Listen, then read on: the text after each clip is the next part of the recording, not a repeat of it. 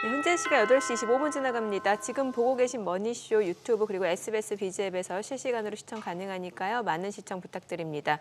그리고 보다 다양한 정보 원하시는 분들은 카카오톡 채널에서 크존 검색하셔서 친구 추가하시면 다양한 정보도 확인해 보실 수 있으니까요. 참고해 보시기 바랍니다.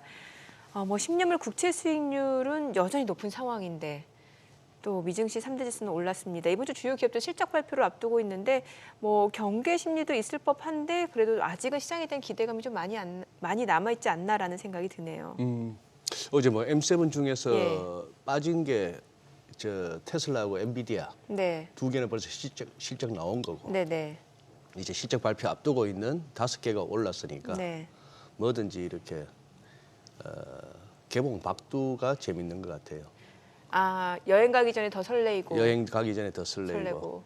저 어렸을 때 6학년 때 초등학교 6학년 때 경주 갔다가 얼마나 실망했는지요. 소장님 국민학교 시절 아니세요? 국민학교 시절. 그렇죠. 국민학교 하면 못 알아들으실까 봐. 저는 어마어마할 줄 알았어요. 첨성대. 네. 근데 가보니까 조그만하고 그게 왜 천문대인지도 잘 모르겠고 네.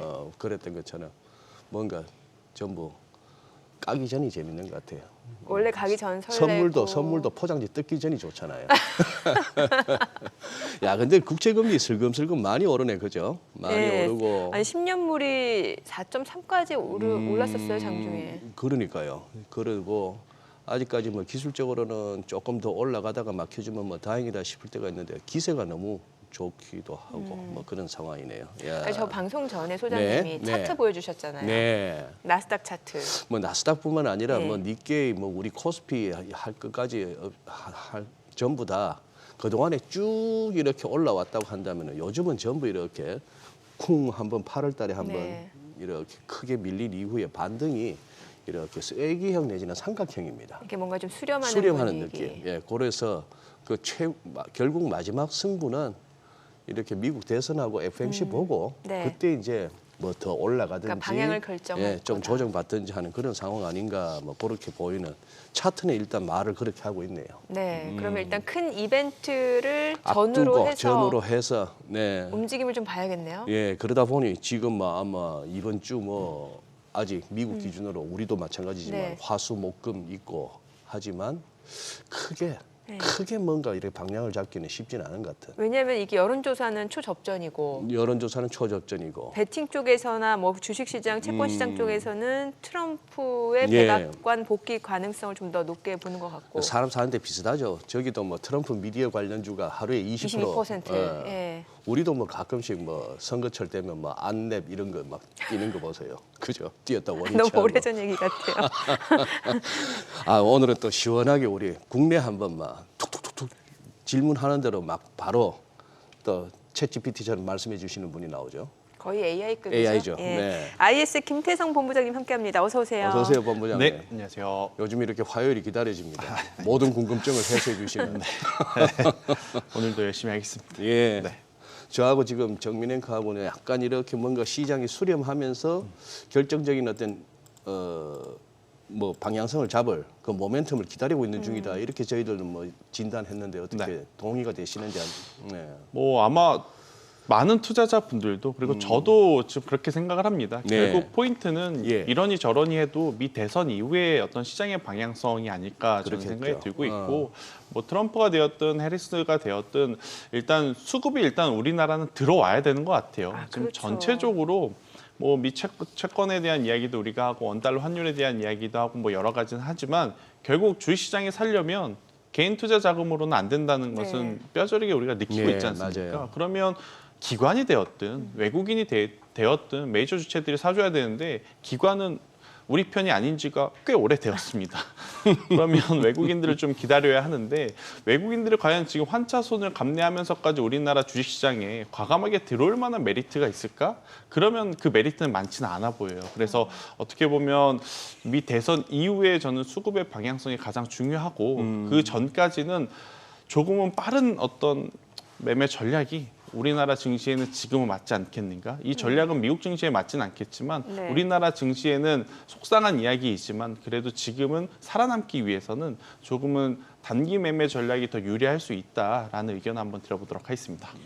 이러니까 국내 증시 투자하시는 분들 그쵸. 입장에서는 이게 난이도가 높을 수밖에 없어요. 차라리 미증시는 뭔가 펀더멘탈 기반으로 투자가 가능한 그쵸. 시장인데 그러니까 우리는 그렇지가 보통 않아요. 우리가 네. 기술적인 분석 이야기를 많이 하잖아요. 근데 예. 그 기술적인 분석 우리나라 시장에서 나온 게 아니라 네. 미증시에서 나온 겁니다. 네. 그런데 이제 그 기술적인 분석을 미증시에 대입을 안 하고 우리나라의 증시에 대입을 하려다 보니까 굉장히 안 맞는 거죠.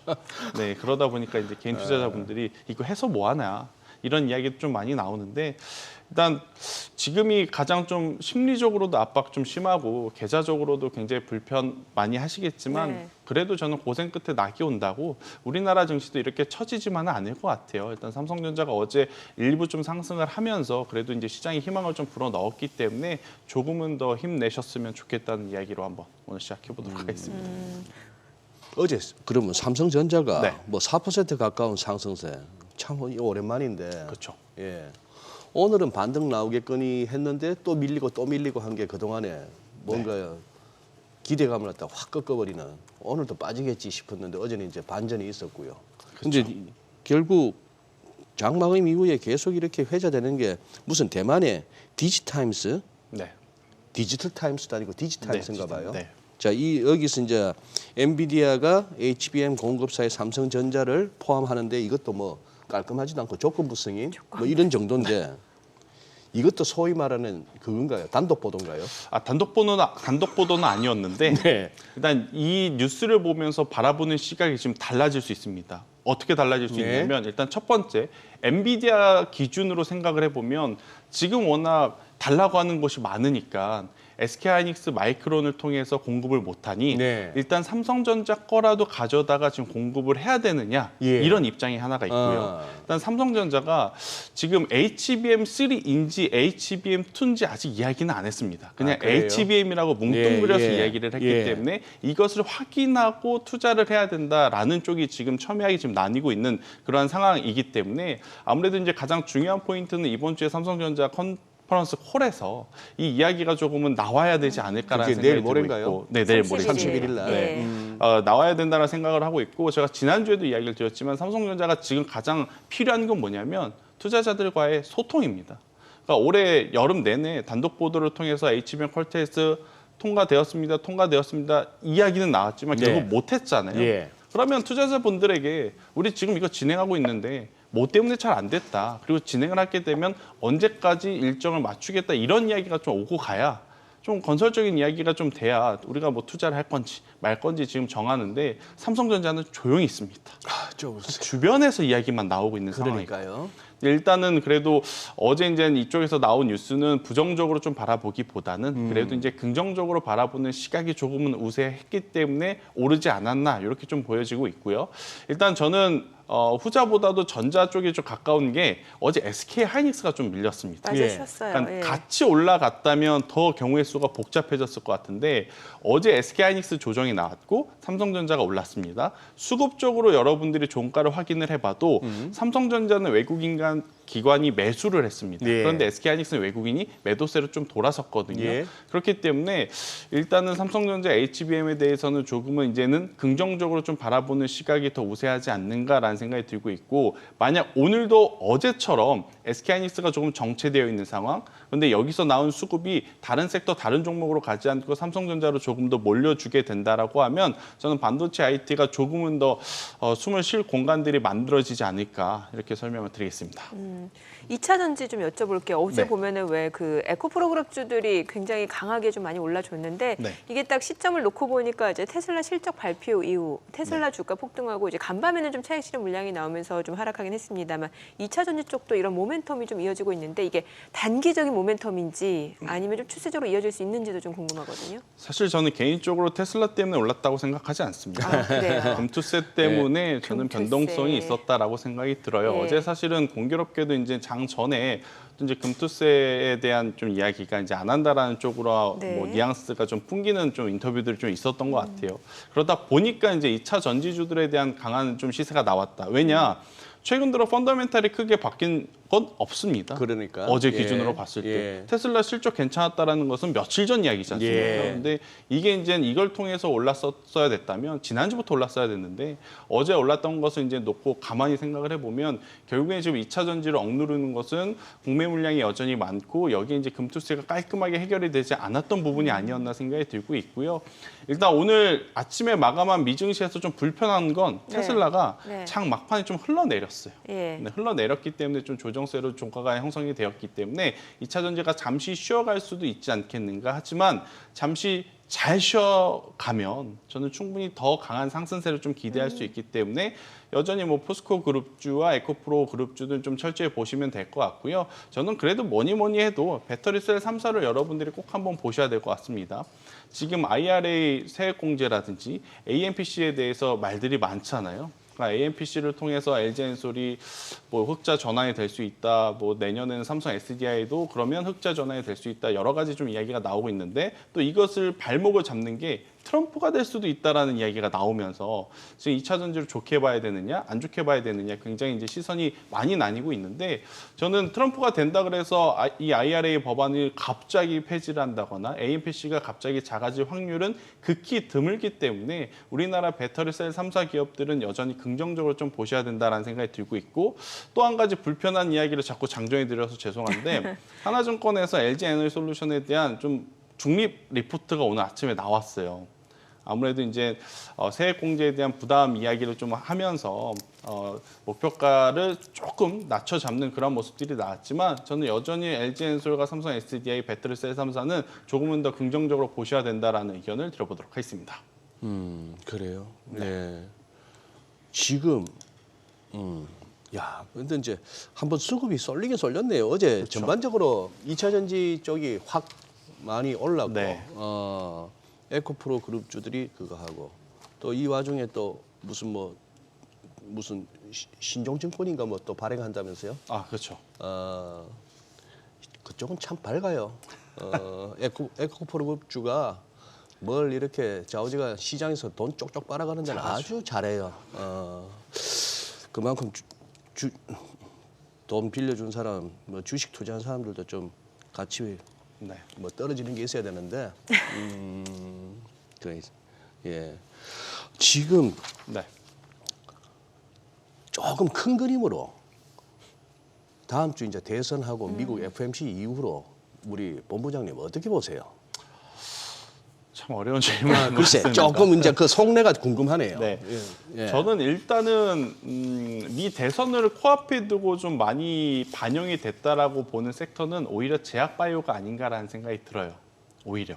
그렇기 때문에 미 대선이 마무리가 되면 저는 그동안에 좀 숨죽여왔던 2차 전지가 다크호스로 좀 등장하지 않을까라는 생각이 듭니다. 다크호스. 왜냐? 작년 이맘때쯤을 좀 생각을 해보면 예. 2차 전지 계속 실적 안 나왔죠. 예. 네, 그 다음에 그러니까 올해 초로 넘어간다 해도 2차 전지주들의 실적은 개선이 될 여지가 없어 보였어요. 근데 그 기업들이 하나같이 했었던 이야기들이 있습니다. 2024년 3분기가 되면 캐즘이 어느 정도 해소가 됐고 지금보다 더 나은 모습들을 보여줄 것이다. 전방에서의 수요가 늘어나는 것을 보여줄 것이다라는 이야기를 해왔거든요.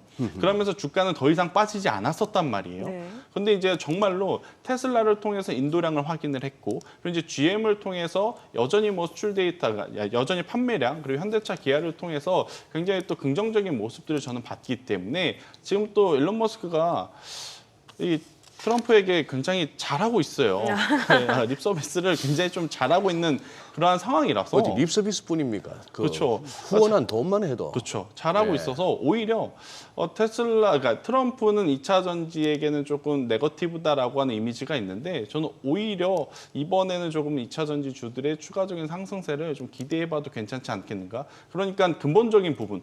전기차가 잘 팔리냐 안 팔리냐가 가장 중요한데 전기차에 대한 판매량이 지금 회복이 되고 있다라는 게 저는 이제 중요하기 때문에 트럼프가 되었을 때 다소 이제 2차 전지는 좀 부정적이지 않을까라고 하는 것을 저는 뒤집으면서 오히려 2차 전지 쪽에 강한 매수가 좀 들어오지 않을까 저는 이렇게 좀 생각이 들고 있고 반도체는 대선 이슈하고는 크게 상관이 없을 것 같습니다.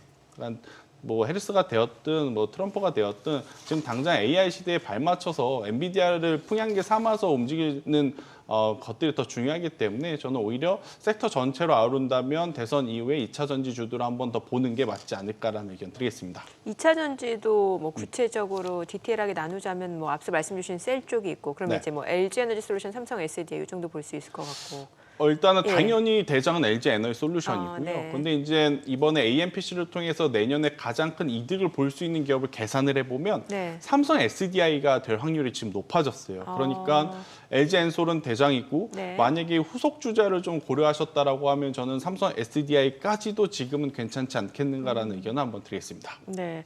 앞서 자동차, 네. 현대차, 기아 이것도 좀 여쭤볼게요. 얼마 전에 현대차 그 인도법인 IPO 이슈 있었잖아요. 네.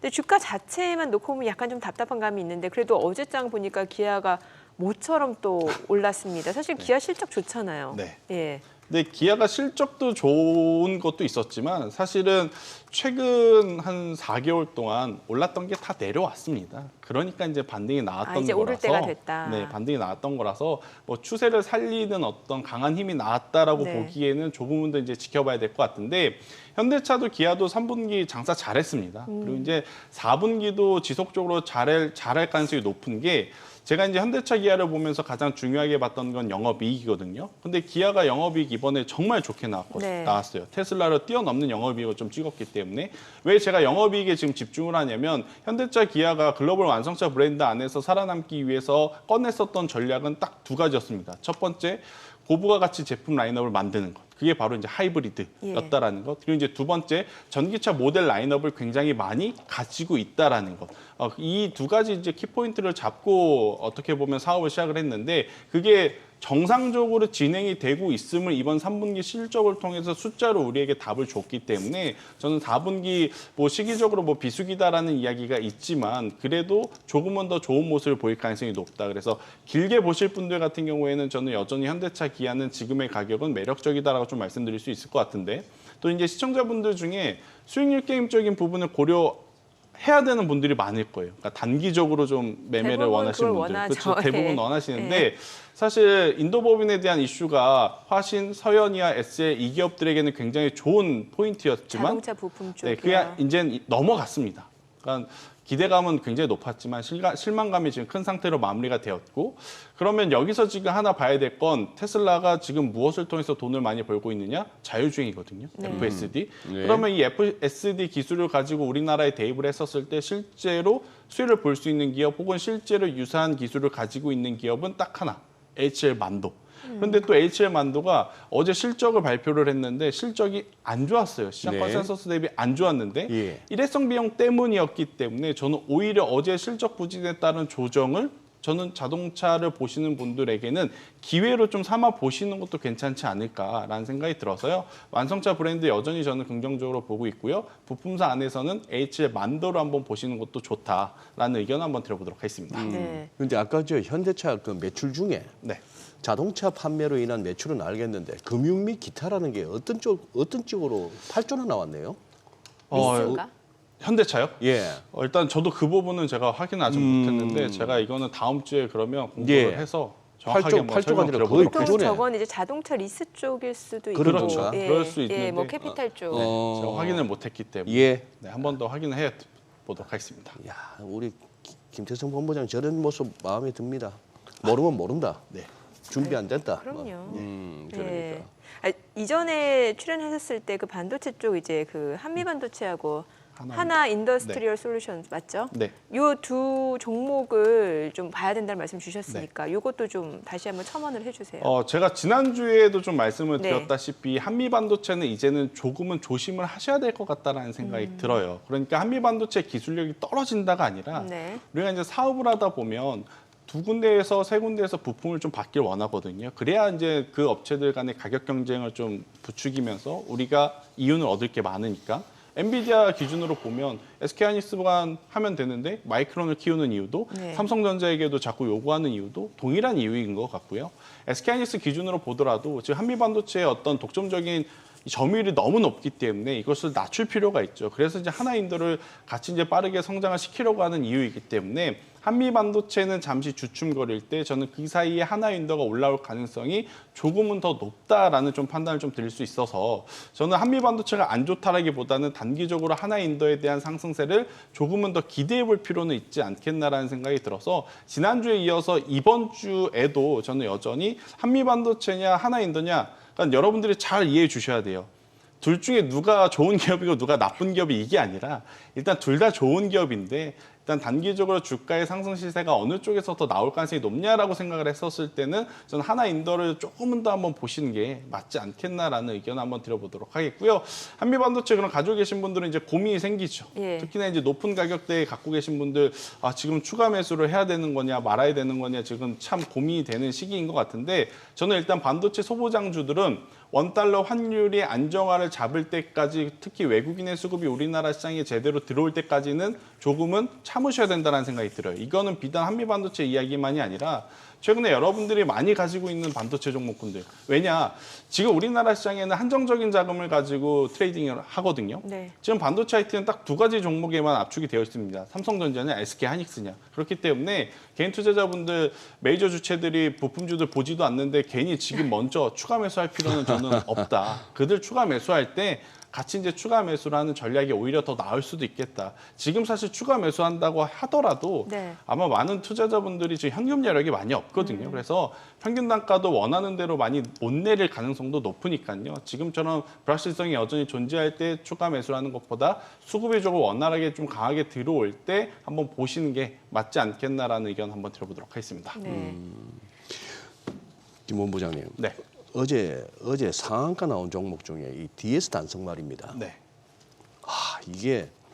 이게 작년 12월에 그때 그 상장 이후로 그냥 처음 이제 상장하고 나서 한 하루 이틀 그 우리 공모주 특유의 그 난리법석을 치고 나서는 계속 흘러내렸는데 지금 어제 뭐가 있었길래 이렇게 상한가까지 나옵니까?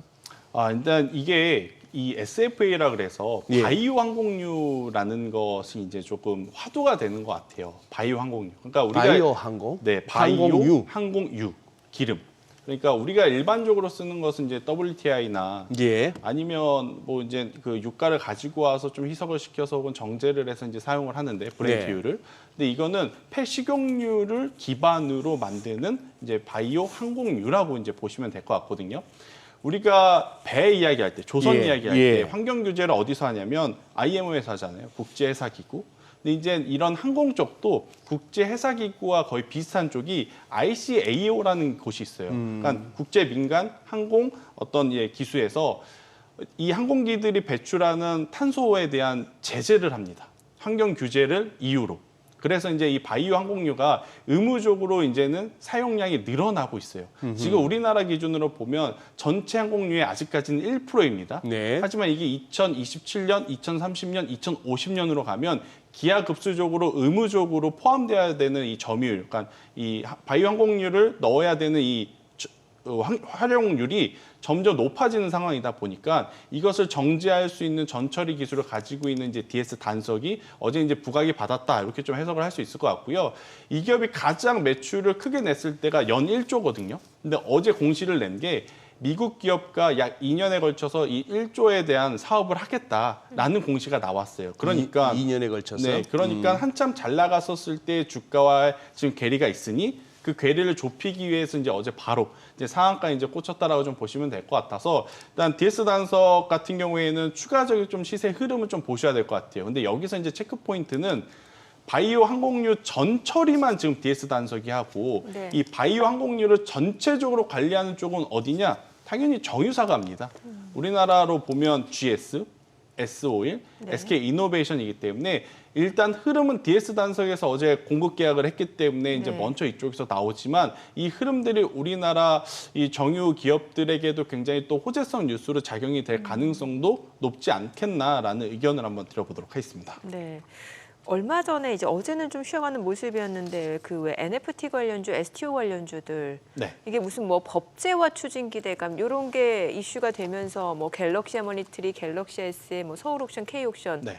이런 쪽 움직이고 아니면 게임주들도 좀 움직임이 있었잖아요. 예, 요거는 단순히 좀 테마성으로 봐야 되는 건가요? 어떻게? 안 보는 게 좋을 것 같습니다. 안 보는 게. 그러니까 우리가 STO라는 단어 예.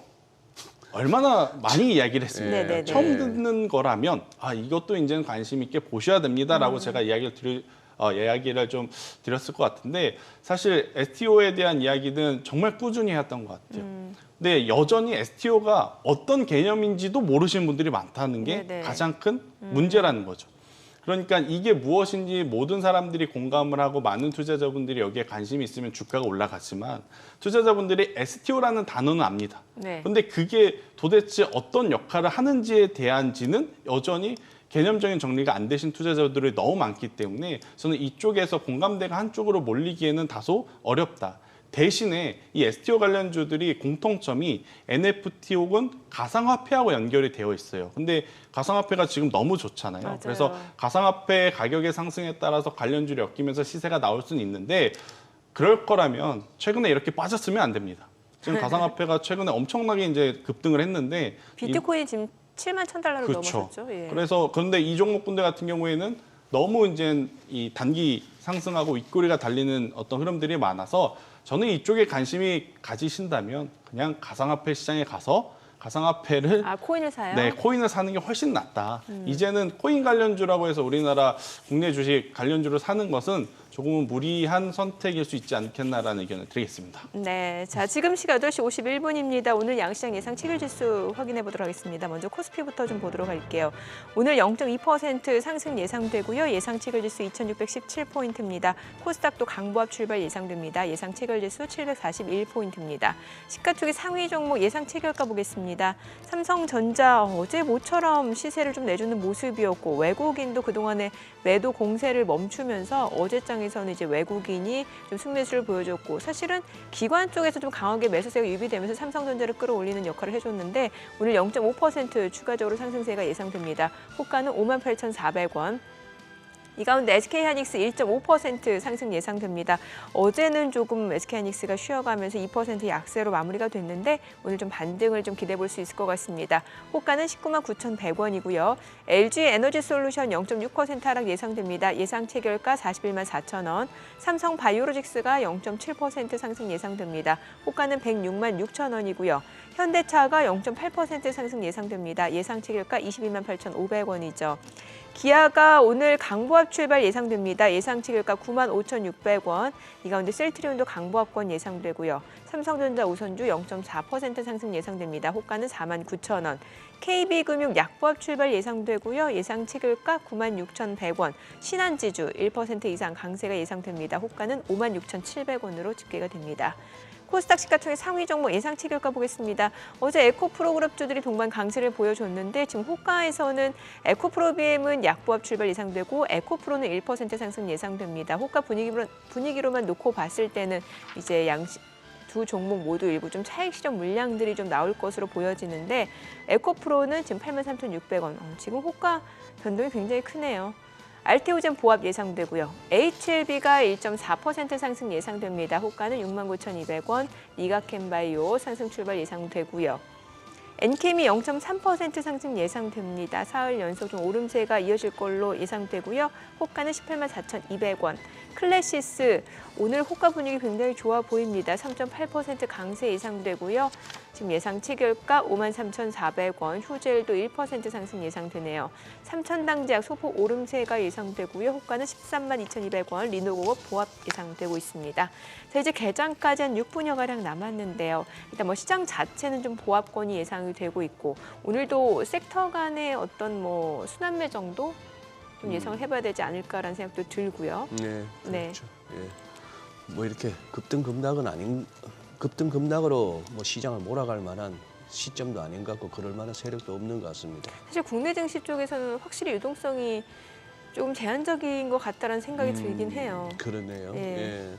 저는 오늘 이제 환율이 궁금하네요. NDF 시세 봐서는 이제 1,370원대 후반, 80원 밑에서 살짝 시작할 수도 있겠는데 그러면 이거 N1이 900원 아래로 내려간다는 얘기인데 와 이게 어제 확실히 우리 그 한은 총재나 저 경제부총리 두 분의 그 멘트에서 느낌이 오더니만 일단은 환율 현재 뭐 방향을 바꾸는 개입보다는 그래도 이제 너무 위쪽으로만 노리는 세력들에 대해서는 살짝 네. 스무딩이 강하게 들어가는 느낌이 드네요.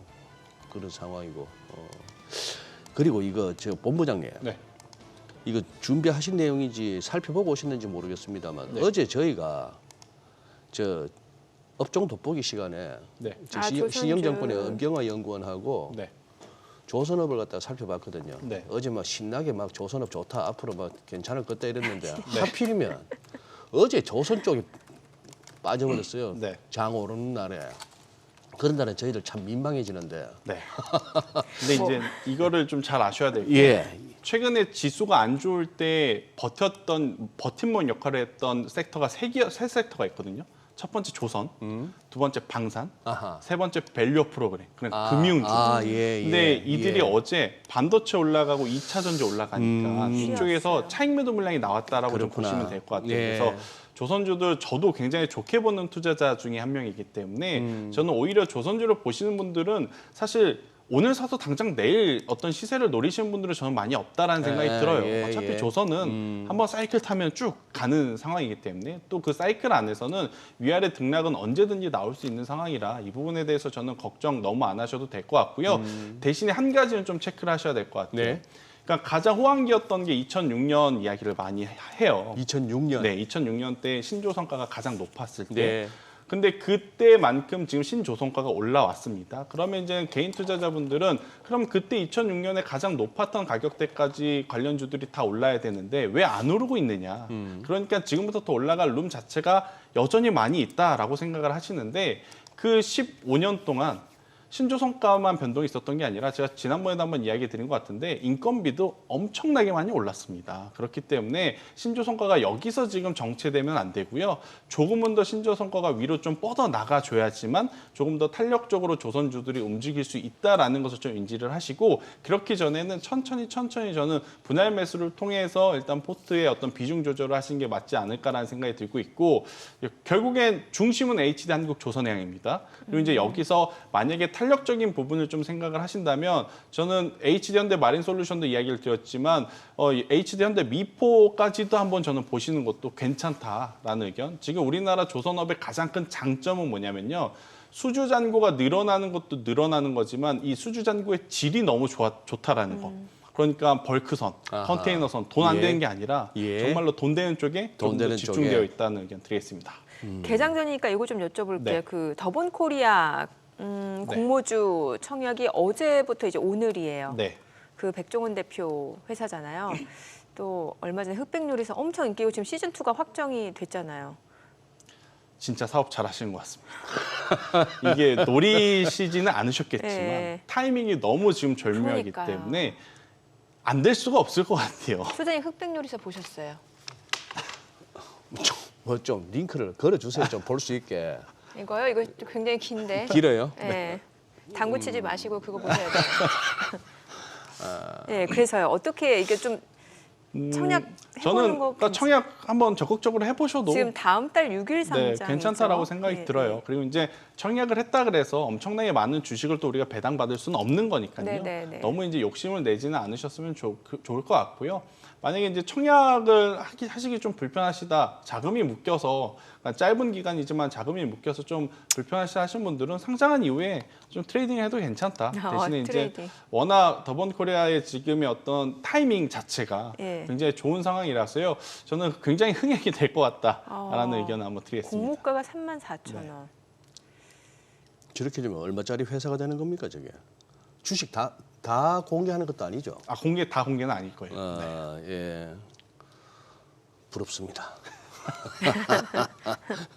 제일 어디서 매출이 제일 많이 나오죠? 저기는 저 회사는 아무래도 프랜차이즈 브랜드가 업에서 엄청 좀 많이 많죠. 나올 거예요. 백다방 같은데. 그렇죠. 예, 예전에 그 홍콩 반점 그다음에 그 갑자기 생각이 안 우삼겹. 우삼겹 파는 것도 있고 네. 비빔밥 파는 것도 있고 네. 우동도 있고 하기야 어떤 골목에는 한참 때는 다 그렇죠.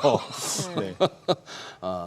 그러니까 앞서 밸류업 금융주도 좀 간단하게 네. 여쭤볼게요. 최근에 금융주가 저는 이렇게 오르는 날도 있구나 싶을 정도로 KB금융이 한 10% 오른 날도 있었잖아요. 이거 그냥 일시적인 거예요? 일단 일시적이라기보다는 앞서 네. 이야기 드렸다시피 조선주 빠진 이유와 저는 맥락이 같다고 생각이 들어요. 반도체 2차 전지 가니까 그동안 시세 난 쪽에서 이제 조정이었고요. 일단 금융주 개인 투자자분들이 손이 잘 안 가는 섹터이긴 하나 그래도 한 종목 정도는 포함되어야 한다라고 하면 저는 원픽은 KB금융. 우리에게 정확하게 소각에 대한 어떤 일정을 정해줬기 때문에 저는 KB금융은 만약에 조정 시에 담아 보신다라고 네. 하면 굉장히 좋을 수 있다는 의견 드리겠습니다. 알겠습니다. 자, 오늘 국내 증시를 확인해 보죠. 개장합니다.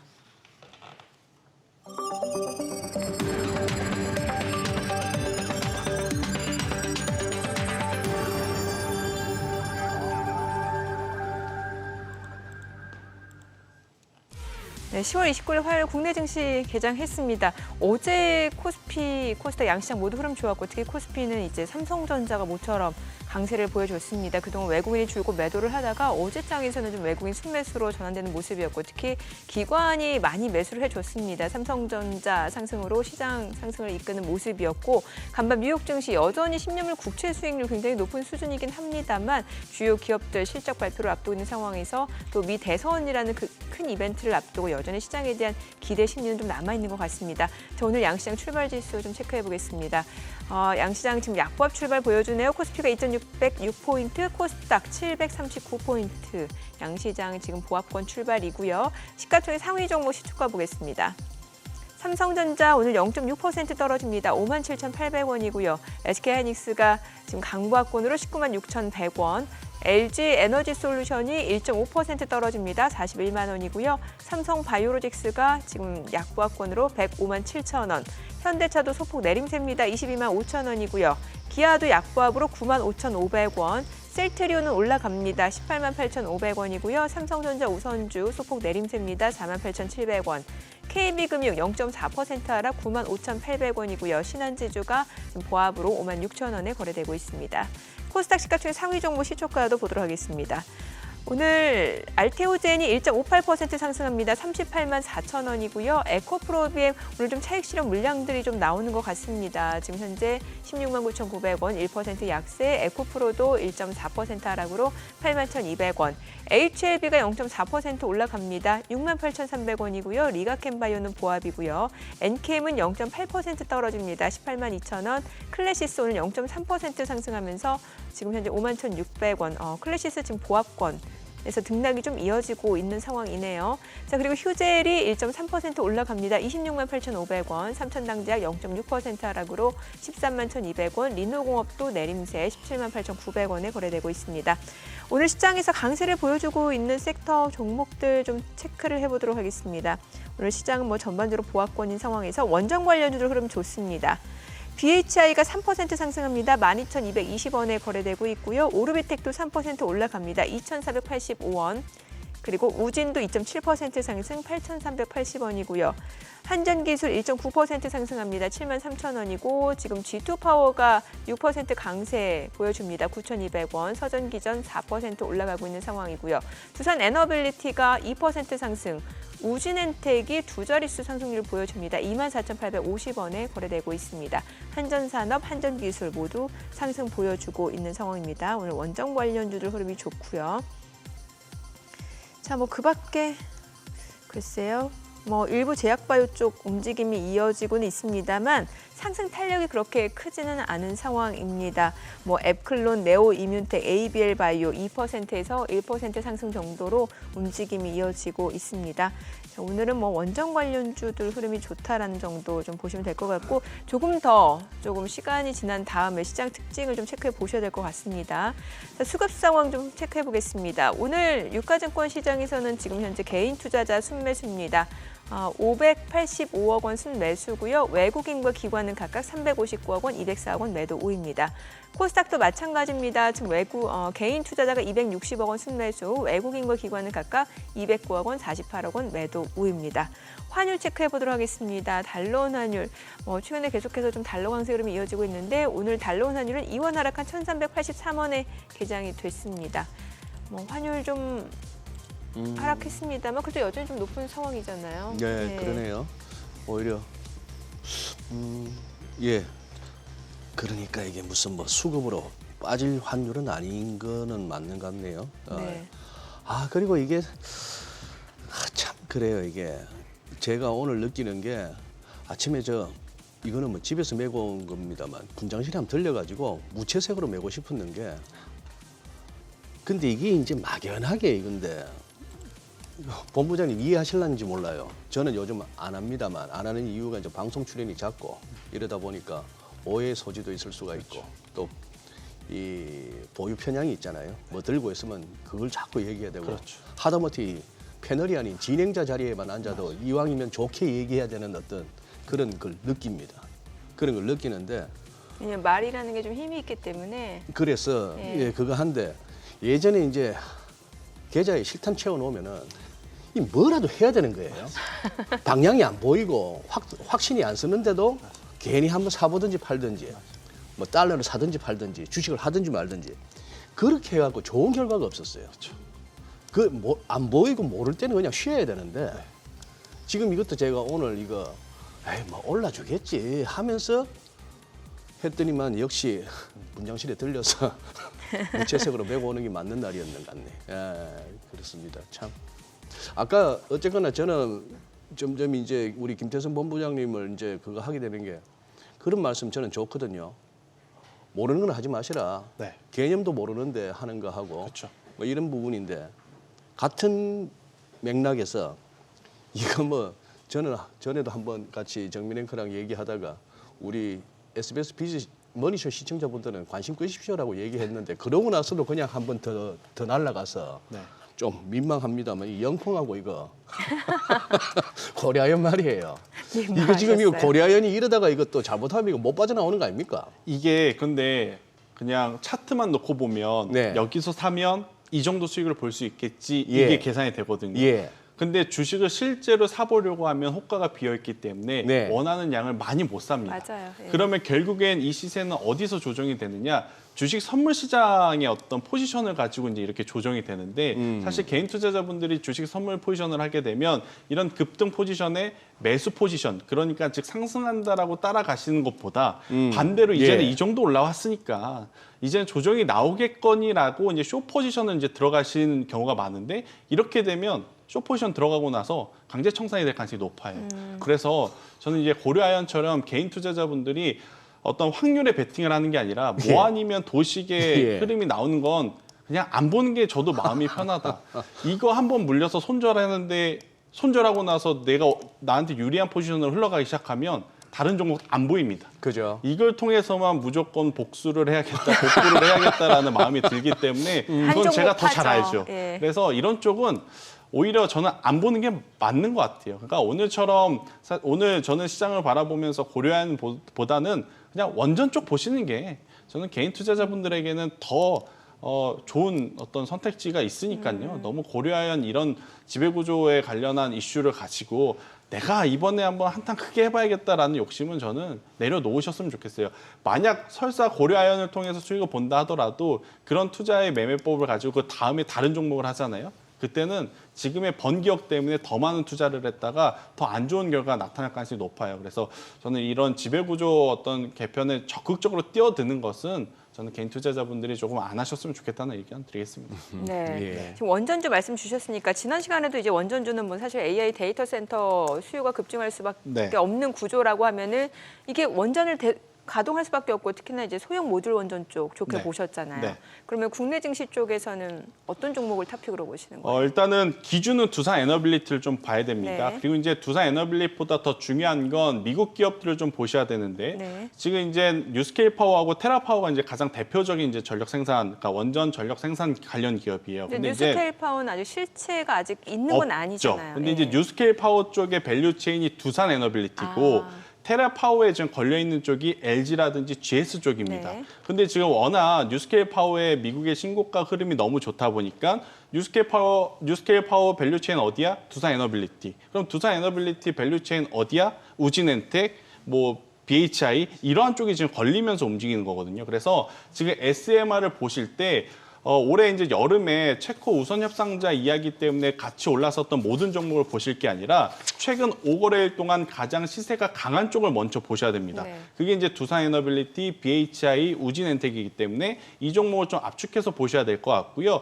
그리고 오늘 오해의 소지가 있을 만한 종목, 어제 오늘 오해의 소지가 있을 만한 종목 하나가 G2파워거든요. 그러니까 G2파워도 사실은 원전 부품주 중에 하나예요. 근데 어제 지금 굉장히 강하고 오늘 강한데 원전 부품 때문에 오르는 것이 아니라 액침냉각, ESS 에너지 액침냉각 기술을 지금 가지고 올라오고 있는 상황이라서 G2파워는 지금 원전주로 올라가고 있지 않고 다른 이슈로 올라가고 있음을 좀 인지를 하시면서 매매 전략을 좀 세우시는 게 맞을 것 같고요. 저는 원전 같은 경우에는 뭐 선택이 아닌 필수입니다. 네. 지금 뭐 두산에너빌리티 같은 경우에는 7월 18일 날 기록했던 고점은 충분히 넘어갈 업황 환경 자체가 마련이 되어 있기 때문에 저는 없으신 분들 지금이라도 신재생 에너지 혹은 전력 쪽을 보신다면 원전 쪽을 꼭 보시는 게 좋다. 그럼 원전 쪽의 탑픽은 다른 거 다 차치하고 대형주 쪽에서는 두산에너빌리티고요. 소형주 쪽에서는 BHI. 그러니까 BHI는 지금 시가총액이 4천억이 안 되는데 제가 그때 당시에 말씀드렸던 게 수주 잔고가 8천억이었거든요. 근데 지금 추가로 집계된 거 보니까 벌써 1조가 넘어갔다라고 합니다. 그러니까 저는 BHI 같은 경우에는 당연히 지금 이렇게 시세가 잘 나타날 수밖에 없기에 저는 이쪽에 대한 관심도는 여전히 높여 가셔야 된다는 의견을 한번 드리겠습니다. 이쪽도 한번 짚어주시죠. 네. 이 건설 기계 업체들 네. 오늘도 안 좋으네요. 그러니까 어제 이제 실적이 다 나왔는데 실적이 너무 안 좋았어요. 실적이. 네. 그러니까 HD 현대 건설기계 그리고 두산 밥캣 그리고 HD 현대 인프라코어 네. 그러니까 이 세 기업이 어제 공교롭게도 이제 이번 주에 실적이 다 나왔는데 예. 실적이 가이던스 대비 너무 안 좋았습니다. 근데 우리나라 시장뿐만 아니라 글로벌 증시도 사실 올해 상반기에 혹은 예. 내년 하반기부터 올해 상반기에 AI라고 하는 키워드 혹은 HBM이라는 키워드가 없었다면 진짜로 저는 힘들었을 거라고 생각을 하거든요. 주식시장과 별개로 우리가 느끼는 경기는 여전히 안 좋았기 때문에 맞아요. 당연히 이런 인프라 관련주들에 대한 실적은 좋게 나올 수가 없었던 상황. 그런데 지금 미 대선을 지금 코앞에 두고 있고 중국은 트럼프 2기가 만약에 출범이 되면 미국과 싸워야 되기 때문에 여러 나라에서 경기 부양에 대한 이야기를 할 가능성이 높거든요. 그러면 예. 여러분들이 이제부터 머릿속에 정리를 해주셔야 될 건 미국의 경기 부양에 대한 이야기가 나오면 두산 밥켓을 우선시 보셔야 된다. 두산 밥켓. 중국에서 경기 부양에 대한 이야기가 나오면 HD 현대 인프라코어를 보셔야 된다. 이렇게 좀 보시면 될 것 같아요. 그래서 일단은 3분기 실적이 너무 좋지 않아서 지금 주가의 조정이 나와서 지금 당장 어떤 공략은 조금 불편하시겠지만 저는 그래도 두산 밥켓만큼은 좀 다르다.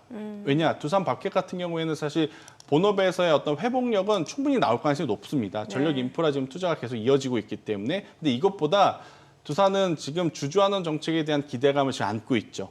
최근에 두산에너빌리티와 두산밥켓과 두산로보틱스의 뭐 지배구조에 대한 이야기들이 워낙 화두가 된 상황이라서 이 두산밥켓만큼은 본업보다는 주주환원책에 대한 관심도가 지금 시장에서는 더 많을 가능성이 높아서요. 이 기업은 저는 조정 시 한번 여러분들이 한번 관심을 가져보는 것도 지금도 지금 다른 종목에 대비해서 아랫꼬리가 좀 빠르게 달리고 있는 상황이라서요. 저는 만약 인프라 쪽을 보신다면 우선순위는 두산밥켓, 그 다음에는 HD 현대인프라코어, 그 다음에 HD 현대건설기계 이 순으로 좀 보시는 게 맞지 않을까라는 의견 드리겠습니다. 딱히 뭐 건설 기계라고는 할 수는 없겠지만 그래도 이 혹시나 싶어서 캐터필러 한번 차트 열어봤더니 네. 중장비 업체요. 와 10월 11일 날 403불 찍었네요. 그리고 지금 조금 밀렸다 해도 390불. 거의 사상 최고치를 네. 근방에서 지금 놀고 있는데 진짜 미장 가야 되나 보다. 씨. 저도 요새 예? 생각을 합니다. 진짜 그러네요. 지금이라도 가시겠어요?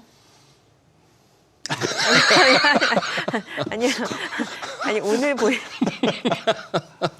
아유 참. 아니 왜냐면 환율을 워낙 보시니까 지금 갈라니까 좀 얘는 너무 높고 얘는 너무 쳐졌는데 지금 얘를 던지고 여기를 가? 그러니까 그래서 여쭤본 거예요. 우리 국내 투자자분들의 어떤 그 속이 진짜 타 들어가겠습니다. 지금 가자니 너무 달러가 강세고 이거잖아요 지금. 그러니까 네, 기껏 뭐 그래서. 1,400원 근방에서 달러 바꿔서 갔다가 뭐 주식 조금 먹든지 뭐 어든지 해서 나중에 바꾸려 하니 또 달러 뭐 1,200원밖에 안 쳐주면 이 얼마나 이러지도 저러지도 못하는 그러네요. 그래서 여쭤본 거고 예. 저 바이오 쪽도 좀 여쭤보고 싶은데 네. 오늘 이제 반도체하고 2차 전지 좀 쉬어가니까 이제 바이오 쪽으로 이제 매수세가 좀 유입되는 양상이고 뭐 삼성 바이오로직스도 그렇고 뭐 SK 바이오팜도 그렇고 또 코스닥 쪽에서는 와 알테오잔하고 휴젤 이런 종목 참 좋아요. 저는 일단은 만약에 예. 2차 전지와 반도체가 올라가면서 그동안에 어떤 올라갔었던 종목군들이 조정이 나온다면 네. 그게 뭐 방산이 될 수도 있고 조선이 될 수도 있고 제약바이오도 될 수는 있겠지만 네. 저는 그 중에서는 이 톡신 쪽 대표적으로 뭐 휴젤, 메디톡스, 파마리서치 저는 대웅제약 같은 경우에는 그냥 조정 시에 줍줍해도 우리가 흔한 표현으로 그냥 줍줍해도 굉장히 좋은 성과를 낼 수 있다는 생각이 들어요. 근데 이제 제약바이오는 지금 히스토리별로 지금 각기 다른 이야기들을 좀 하고 있어서 여러분들이 잘 구별을 하셔야 될 게 아마 지금 이 유한양이가 오스코텍, 특히 네. 오스코텍은 이제 고민 많으실 거예요. 그러니까 렉라자의 어떤 원천 기술을 좀 개발을 했었던 제노스커라는 기업이 지금 상장한다라는 이야기가 있다 보니까 오스코텍은 급락. 그런데 또 관련 있는 유한양액은 잘 버티고 있어서 그러게요. 지금 이거를 더 정리를 해야 되나 어떻게 해야 되나 고민이 좀 많으실 것 같은데 제약바이오는 저는 개인적인 경험상 네. 대응할 수 있을 때 절반이라도 대응을 해놓는 게 저는 좋다. 그러니까 반도체나 이런 대형주들은 중간중간에 기회를 주거든요. 내가 객관적으로 고민을 해보고 판단할 기회를 주는데 제약바이오는 그런 기회조차를 안 주는 것 같아요. 한번 변동성을 보이면. 그래서 제약바이오는 확실하게 모멘텀 플레이 아니면 확실하게 가격적인 메리트가 생기는 구간이 아니라면 저는 과감한 비중 확대는 조금 위험할 수 있지 않겠나라는 생각이 들어서 제약바이오는 조금 중립 의견을 좀 한번 드려보도록 하겠고요. 대신에 대형제약 같은 경우에는 그 톡신 쪽에 대한 그러니까 미국의 나보타에 대한 판매량이 워낙 좋기 때문에요. 이쪽은 너무 걱정하실 필요는 없다. 그러니까 숫자로 확인될 수 있는 쪽. 뭐 방금 제가 말씀드렸던 대웅제약도 그렇지만 조금 더 영역을 확장을 해보면 SK 바이오팜. 네. 이거는 뇌전증 신약 뇌전증 신약에 대한 어떤 처방 수를 이제 보면서 우리가 추적을 할 수 있는데 계속해서 늘고 있어요. 그렇기 때문에 이러한 쪽을 저는 차라리 길게 보신다면 보시는 게 맞지 않겠나라는 의견을 드리도록 하겠습니다. 짧게 저기 네. 한때 그 시세 낼 때는 무슨 그걸로 우리나라 먹고 살 것처럼 얘기했던 게 게임 쪽인데 네. 뭐 심지어 P2E라는 그 용어는 저는 지금도 생각하니까 네. 뭐 게임하면서 돈 번다. 네. 이거 이제 아직은 쳐다보는 사람 없습니까? 이쪽은 언제 이게 한번 일단은 과거와는 좀 다르게 네. 우리나라 게임만의 어떤 정체성을 좀 많이 잃은 게 사실인 것 같아요. 그러니까 정체성? 네, 우리나라 게임이 워낙 예. 인기가 많았으니까 예. 우리나라 게임을 모방하는 어떤 아류들이 많이 생겼을 거 아니에요. 네. 중국도 마찬가지입니다. 네. 그러니까 중국에서도 실제 자국 내에 인기 있는 게임들이 워낙 많아서 우리나라 게임이 판호 발급됐다고 하더라도 예전만큼의 어떤 큰 이 반응도가 좀 적은 게 사실인 것 같아요. 어제도 사실 시프트업이라든지 NC소프트 같은 경우에는 정말 주가를 한번 레벨업할 수 있는 기회였거든요. 네. 다른 나라도 아니고 중국에 대한 예. 판호였기 때문에. 예. 그런데 시장에서는 그렇게까지 좋은 평가를 해주지 못하는 상황. 특히나 NC소프트를 바라보는 시각은 너무나 부정적이죠. 저도 개인적으로 언제적 리니지를 가지고 또 이야기를 하나 싶은 그러한 상황이라서 만약에 어제 뉴스로 보신다면 차라리 NC소프트보다는 시프트업을 더 체크를 하시는 게 맞을 것 같고요. NC소프트는 지금 리니지를 벗어나야 되는 문제, 그런데 그 리니지 외에 TL이라는 게임이 생각보다 너무 조조합니다. 그래서 두 번째로 꺼내든 카드가 허리띠를 졸라매는 건데 허리띠를 졸라매는 거는 주가에 단기적으로는 영향을 줄 수 있지만 근본적으로 해결책은 될 수 없거든요. 그렇기에 저는 오히려 두 기업을 좀 비교를 하시는 분들이 많을 것 같아서 조금 더 본업 기준으로 본다면 시프트업이 조금 한 단계 더 위에 있을 수 있다. 저는 이렇게 설명 한번 드리겠습니다. 한번 본부장 최근에 판교 쪽 한번 가보셨나요? 제가 너무 가본 지가 오래돼서 저는 요새 가본 적은 없어요. 그쪽 분위기 어떤지 모르겠네. 저도 그쪽으로는 많이 안 가봤어요. 저녁에 일단 좀 여기저기 뭐 상가가 막 많이 비어있다고 북적북적하고 판교 테크노밸리 예, 쪽. 불이 막 켜져 있고 이래야 거기 되는 건데 아니면 건물마다 또 불이 켜져 있어서 야근도 좀 하고 하는 분위기라면은 그거 할 텐데 그냥 확인차 한번 가봐야겠네. 그러면 뭐 재택근무할 수도 있죠. 아 그럴 수도. 네. 네, 오늘 네. 내용 잘 들었습니다. 네, 고맙습니다. 고맙습니다. 네, 오늘 들으신 내용과 관련해서 더 다양한 정보 원하시는 분들은 카카오톡 채널에서 크돈 검색하셔서 친구 추가하시기 바랍니다. 최근 외국인 관심 있게 보는 리포트까지 확인해 보겠습니다.